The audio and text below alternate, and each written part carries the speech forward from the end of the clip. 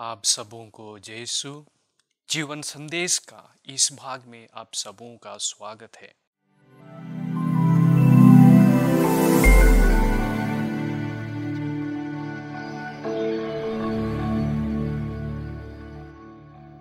ख्रिस्त में मेरे प्रिय भाइयों तथा बहनों, हम समाज में रहते हैं। परंपरा हमारे सामाजिक जीवन का एक अभिन्न अंग है। सरल शब्दों में कह सकते हैं, परंपरा समाज में पाए गए ऐसी रीति रिवाज, विश्वास, मूल्य, विचार्य प्रथाएं हैं जो हमें विरासत में मिली है। एक पीढ़ी से दूसरी पीढ़ी हस्तांतरण किया जाता है। आज के सुसमाचार में हम यहूदियों के परंपरा से आधारित एक घटना सुनते हैं। फरीसी और शास्त्री देखते हैं कि यीशु के शिष्य बिना धोए हाथों से रोटी खा रहे थे। इसलिए वे यीशु से पूछते हैं, आपके शिष्य पुरखों की परंपरा के अनुसार क्यों नहीं चलते? वे अशुद्ध हाथों से रोटी खाते हैं। इस बात की गंभीरता को जानने के लिए अशुद्ध शब्द का तात्पर्य को समझना जरूरी है।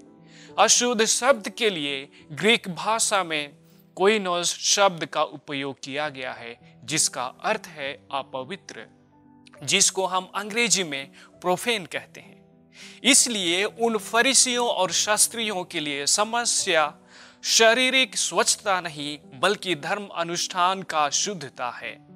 पुराना विधान में लिखा गया है, निर्गमन ग्रंथ अध्याय 30 वाक्य 17 से 21 तक, महापुरोहित हारून और उसके वंशजों को होम बलि चढ़ाने वेदी के निकट आने से पहले हाथ पांव धोना अनिवार्य था।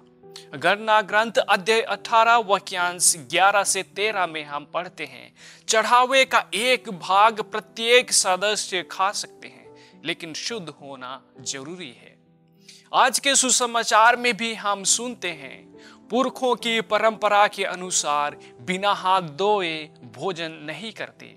बाजार से लौटकर वे अपने ऊपर पानी छिड़कते और अपने रिवाजों के अनुसार प्यालों, सुरोहियों और कांसे की बर्तनों का शुद्धिकरण करते हैं। इसलिए उनके प्रश्नों के मुताबिक बिना हाथ धोए रोटी खाना परंपरा के विरुद्ध था, जो एक मनुष्य को अपवित्र कर देता है।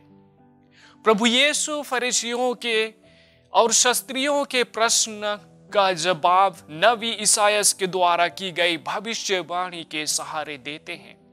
प्रभु कहते हैं, लिखा गया है, ये लोग मुख से मेरा आदर करते हैं, परंतु इनका हृदय मुझसे दूर है।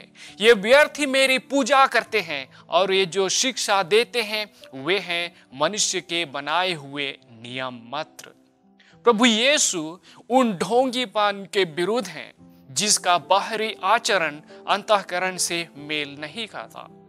यीशु उन परंपराओं का बहिष्कार करते हैं जो मनुष्य के बनाए मात्र हैं और ईश्वर की इच्छा के विपरीत हैं, जो हृदय का परिवर्तन नहीं लाता, ईश्वर की आज्ञा को टाल देता है। एक ऐसी परंपरा जो केवल मुख से आदर करती है, ईश्वर और मनुष्य के बीच जो संबंध है उसका अनादर करती है। ख्रिस्त में मेरे प्रिय भाइयों तथा बहनों, इस घटना के द्वारा प्रभु यीशु ख्रिस्त हमें ईश्वर और मनुष्य के बीच में अटूट संबंध के बारे में याद दिलाता है। प्रभु यीशु परंपराओं का अस्वीकार नहीं करते हैं। कैथोलिक कलीसिया में पवित्र बाइबल और पवित्र परंपरा हमारे लिए विश्वास के भंडार हैं, जहां से हम शक्ति पाते हैं, जिसके सहारे ईश्वर से हमारा संबंध दृढ़ होता है। हमारी आत्मा के लिए आध्यात्मिक भोजन मिलता है, हमें ईश्वर की ओर ले जाता है, हमारे हृदय में परिवर्तन लाता है। शायद आप भी सुने होंगे, कैथोलिक कलीसिया के कुछ परंपराओं की ओर इशारा करते हुए कुछ लोग कहते हैं, कैथोलिक क्रिस्तीय मूर्ति पूजा करते हैं। मूर्ति पूजा क्या है? सरल शब्दों में कहें तो मूर्ति पूजा का अर्थ है किसी मूर्ति, चित्र, प्रतिमा की पूजा करना जो ईश्वर नहीं है। उदाहरण के लिए निर्गमन ग्रंथ अध्याय 32 वाक्यांश 1 से 6 में हम पढ़ते हैं, लोगों ने जब देखा कि मूसा पर्वत से उतरने में विलंब कर रहे हैं तो उन्होंने सोने की बछड़े का निर्माण किया। इसे हम मूर्ति पूजा कहते हैं। ईश्वर इन मूर्तियों या प्रतिमाओं को ईश्वर समझकर पूजा करने से मना करते हैं। वहीं दूसरी ओर हम गणना ग्रंथ अध्याय 21 वाक्यांश 4 से 9 में पढ़ते हैं, जब इस्राएली सांप के काटने से लोग मर रहे थे तो ईश्वर ने कांसे का सांप बनाने का आदेश दिया, जिसको देखकर लोग अच्छे हो रहे थे। इस कांसे के सांप के माध्यम से लोगों पर अपनी कृपा बरसाई। अतः पवित्र परंपरा में जिन प्रतिमाओं का हम उपयोग करते हैं वे ईश्वर की पूजा करने में हमारी सहायता करती या हमें ईश्वर की ओर ले चलती है। ईश्वर से जुड़ने के लिए वे एक साधन मात्र हैं। जैसे माता मरियम या संतों की प्रतिमा, हम उनका आदर करते हैं, उनके मध्यस्थता द्वारा ईश्वर से प्रार्थना करते हैं। हम उस प्रतिमा को या उस मूर्ति को ईश्वर स्वरूप पूजा नहीं करते, हम सिर्फ एक ईश्वर की पूजा करते हैं।